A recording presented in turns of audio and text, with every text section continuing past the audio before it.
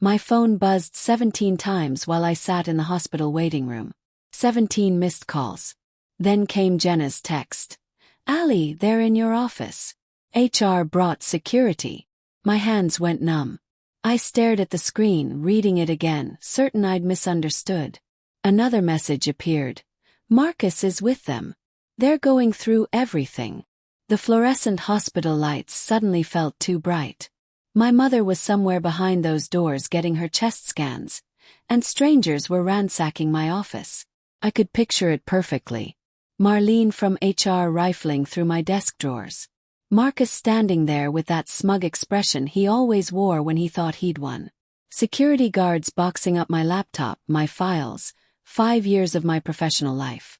I didn't understand what was happening, but my stomach knew before my brain caught up. This wasn't a routine audit. This was an ambush. My fingers shook as I typed back to Jenna. "What are they looking for?" 3 dots appeared, disappeared, then appeared again. Finally. "They said you've been deleting company files.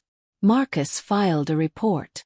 I actually laughed out loud, a sharp sound that made the elderly man across from me look up concerned. Delete files. I was the only person in that entire office who actually organized and backed up everything. Marcus could barely remember his own password. He'd locked himself out of his email 3 times last month alone. But now he was accusing me of destroying data. By the time I got back to the office, it was nearly 6 in the evening. The security guard at the front desk wouldn't meet my eyes as he handed me a visitor badge. Visitor badge. To my own workplace. The elevator ride to the 4th floor felt like descending into cold water. When I reached my office, the door stood propped open. File folders were dumped across my desk. Drawers hung open like mouths. My personal coffee mug lay on its side, a brown stain spreading across papers I'd organized just yesterday morning. Marlene stood near the window, arms crossed. Marcus leaned against the wall, hands in his pockets, looking like a man at a funeral. Except this funeral was mine, and he'd planned every detail. "Allison," Marlene said, her voice carefully neutral. She gestured toward the conference room across the hall. "We need to speak with you." I walked past Marcus without looking at him, though I felt his eyes following me. The conference room was cold. They'd placed a box of tissues on the table, which somehow made everything worse. Like they expected tears. Like they'd already decided how this would end. Marlene sat across from me, Marcus beside her. A security guard stood by the door, which seemed excessive until I realized they thought I might run. "We received a serious report this morning," Marlene began, reading from a printed document. "Allegations of data irregularities and unauthorized document removal." I forced myself to breathe slowly. Data irregularities. Marlene's eyes stayed on the paper. "According to our records, multiple files were accessed from your login last week, then permanently deleted from our shared drives." Marcus shifted in his seat, and I saw it then. That tiny smile. The one he thought he was hiding. "I haven't deleted anything," I said quietly. My voice sounded calmer than I felt. "In fact, I've been backing everything up because we've had server issues for months." Marlene glanced at Marcus, who shook his head slightly. "Our IT department found no evidence of server problems," she said. "What they found was a pattern of file removal coinciding with the quarterly audit." The quarterly audit. Course. That was when I discovered the invoices. Let me back up. My name is Allison Trent. I'm 34 years old, and until this morning, I was the Senior Operations Coordinator at Brennan Supply Solutions, a mid-sized distribution company in Denver. For 5 years, I'd been the person who fixed everyone's mistakes. I tracked shipments, verified invoices, managed vendor relationships, and basically kept our entire operations department from collapsing into chaos. Marcus Wheeler had been my direct supervisor for 3 of those 5 years. He was the kind of boss who praised you in meetings, then took your ideas and presented them as his own. He'd done it so many times that I'd stopped being surprised.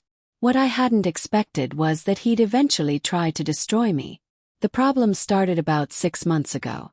I was reviewing our quarterly vendor payments when I noticed something odd. A company called Cobalt Distribution Services had invoiced us for warehouse equipment we'd never ordered. The amount wasn't huge, just $12,000, but it bothered me. I pulled up our purchase order system and found no matching PO number. When I mentioned it to Marcus during our weekly check-in, he barely looked up from his phone. "Probably just a clerical error, Al," he said, using the nickname I'd never given him permission to use. "Send it to accounting. They'll sort it out." But I didn't send it to accounting. Something about his tone, the way he dismissed it so quickly, made me look deeper. Over the next 2 weeks, I found 4 more invoices from Cobalt Distribution Services. Different amounts, different equipment descriptions, but always with missing or mismatched PO numbers. The total came to nearly $60,000. I started keeping a separate spreadsheet, documenting each discrepancy. That's when Jenna pulled me aside one afternoon. We were in the break room, supposedly getting coffee, but she kept glancing at the door like she expected someone to walk in. "You know Marcus has been meeting with someone from Cobalt," she said quietly. "After hours. I've seen them at that Italian place on 16th Street twice now." My stomach dropped. "Maybe it's just a business dinner," I said, but even I didn't believe it. Jenna shook her head. "Business dinners don't happen at 9 p.m. on Saturdays." I became obsessive after that. Every night, I stayed late, cross-referencing invoices against delivery receipts and purchase orders. The pattern became clear. Cobalt Distribution Services wasn't real. Or rather, it was real enough to have a business license and bank account, but it never actually delivered anything. We were paying them for phantom equipment. And every invoice had been approved by Marcus Wheeler. His digital signature was on every single approval form. When I tried accessing the original contracts with Cobalt, I found they'd been moved to a restricted folder. Only Marcus and the CFO had access. That's when I knew this wasn't a mistake. This was deliberate. This was fraud. And Marcus was either running it or protecting whoever was. I should have gone to HR immediately. I should have reported everything to Marlene and let the company handle it. But I'd worked at Brennan long enough to know how these things went. Marcus was well liked by the executives. He played golf with the CFO. His quarterly reports always looked impressive, even though I was the one who actually wrote them. If I accused him without absolute proof, he'd find a way to turn it around on me. So I started building my case. I created encrypted backups of every suspicious invoice. I documented every conversation where Marcus had dismissed my concerns. I took screenshots of the approval chains. I even tracked the bank account information for Cobalt Distribution Services, which led to a P.O. box in Colorado Springs. Then Marcus made his first real mistake. 2 months ago, he sent me an email from his personal account instead of his work one. It was late on a Friday, and he was probably tired or distracted. The email itself was innocuous, just asking me to forward some vendor contracts for audit compliance.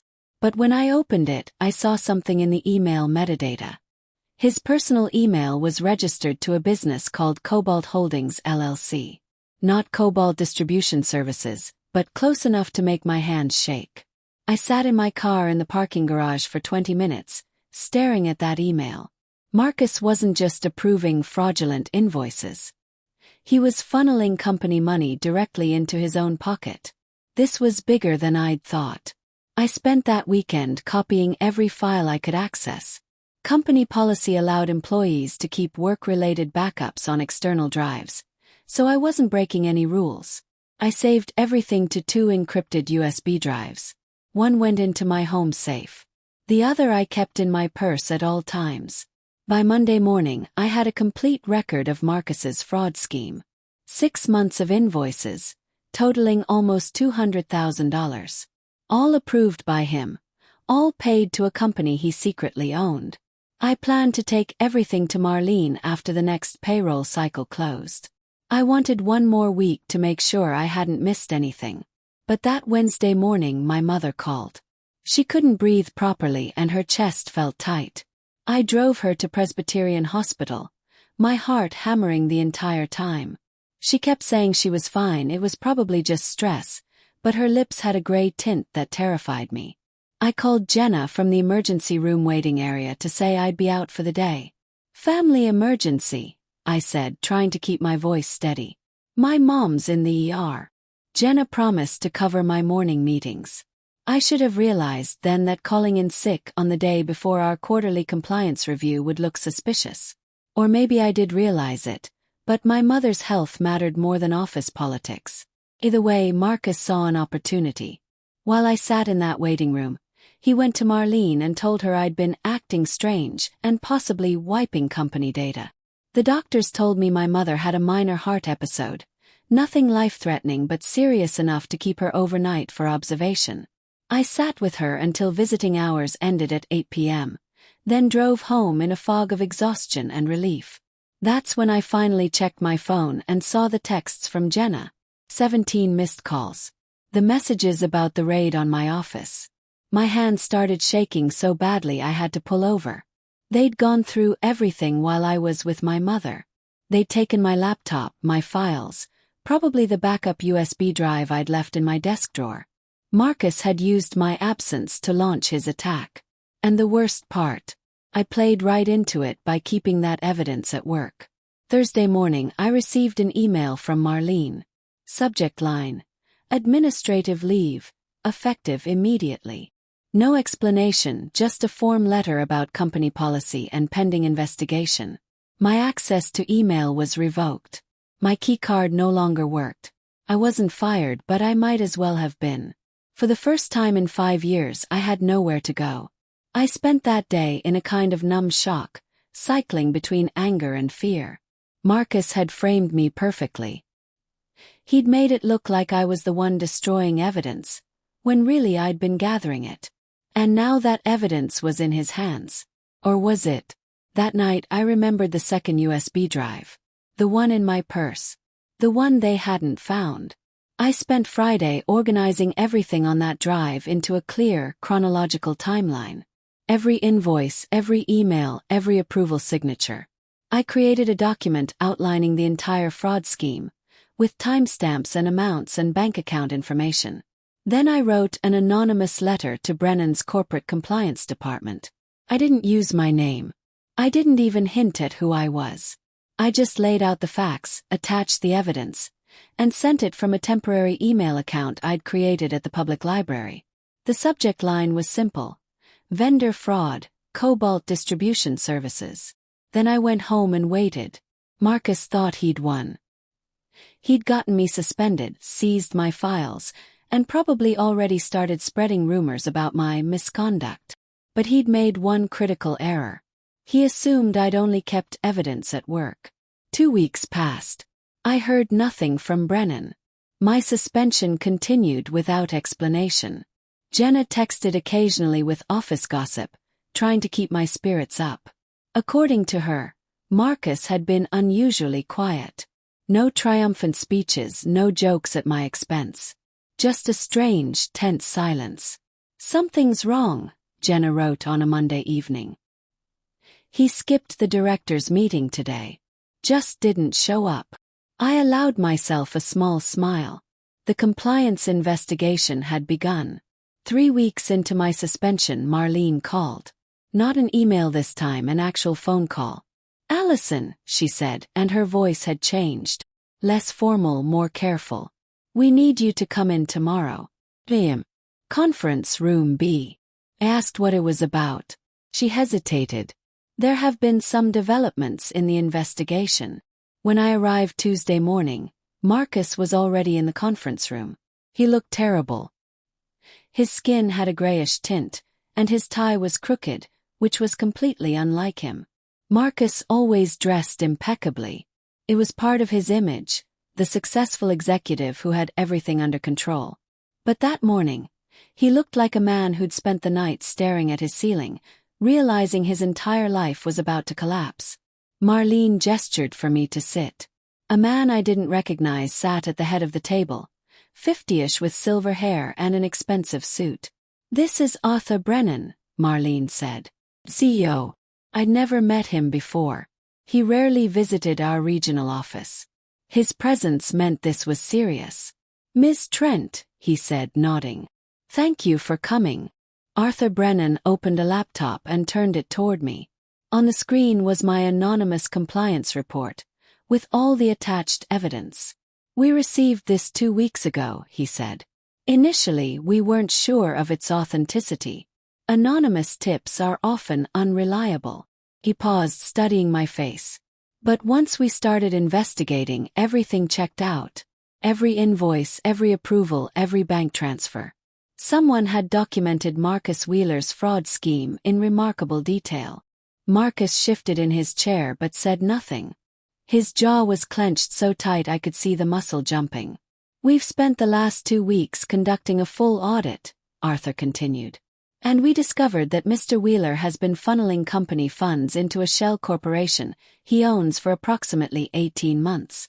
The total theft amounts to just over $400,000. The room went completely silent. 400,000. I'd thought it was 200,000 at most. I'd only found 6 months of invoices. Marcus had been stealing from the company for more than a year before I'd even noticed. Mr. Wheeler claims you compiled this evidence, Arthur said, still watching me.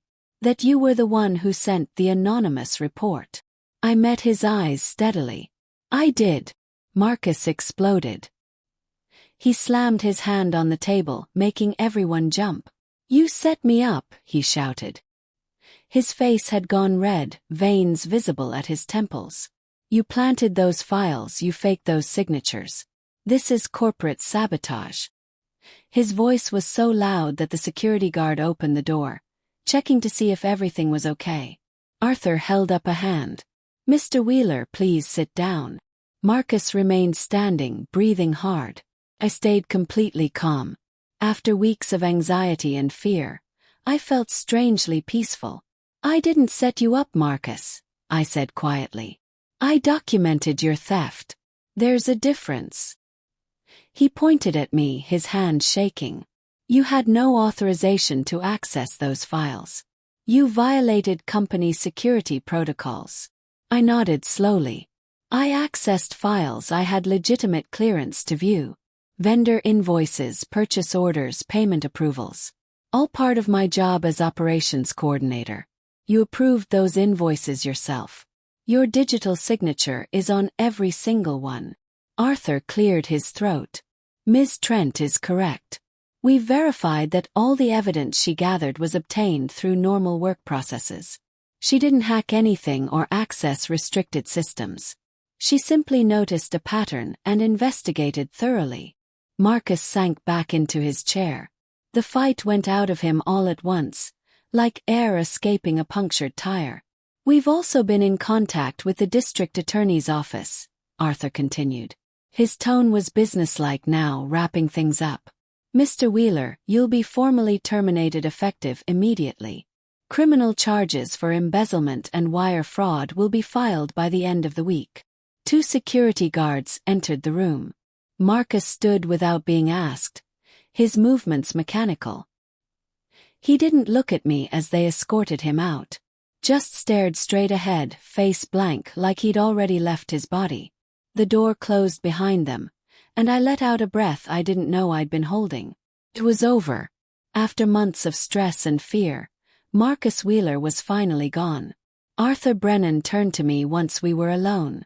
Marlene had stepped out, probably to handle the paperwork for Marcus's termination. Ms. Trent, Arthur said, and for the first time he smiled. On behalf of Brennan Supply Solutions, I want to apologize. You were placed on administrative leave based on false accusations. You were treated as a suspect when you were actually protecting this company. He slid a document across the table. This is a formal offer for a new position. Head of Internal Compliance and Operations Integrity. You'd report directly to me, with authority to investigate any concerns about financial irregularities across all our regional offices. I stared at the document. The salary was nearly double what I'd been making. You want me to investigate people like Marcus? Yes. Arthur nodded. Exactly. You proved you have the eye for detail and the integrity to follow through, even when it's difficult. I accepted the position that afternoon. 2 weeks later, I learned something that made the entire situation even more complicated. The internal audit had discovered that Marlene, our HR director, had helped Marcus bury smaller infractions over the years. Nothing as serious as embezzlement, but enough violations of company policy that she should have reported them. Instead, she'd protected him, probably because he was friends with senior executives. When Arthur found out, he asked for her resignation. She left quietly, no announcement, just an empty office one Monday morning. The entire structure that had protected Marcus collapsed. I thought I'd exposed one person's fraud, but I'd actually revealed a culture of looking the other way. The company brought in new HR leadership and implemented stronger oversight protocols.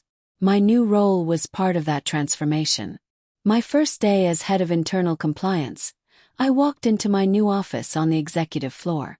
It was twice the size of my old workspace, with windows overlooking downtown Denver and the mountains beyond. On my desk sat a sealed envelope with the company logo. Inside was a handwritten note from Arthur Brennan. "Thank you for reminding us that integrity isn't about noise or drama. It's about evidence and doing what's right, even when it's hard. You didn't just protect the company. You restored our faith in it." I set the note aside and looked out at the mountains. Marcus had tried to destroy me. He'd raided my office, seized my files, and attempted to frame me for his own crimes. But what he found in my careful documentation wasn't my guilt. It was his. Sometimes the best revenge isn't dramatic or loud.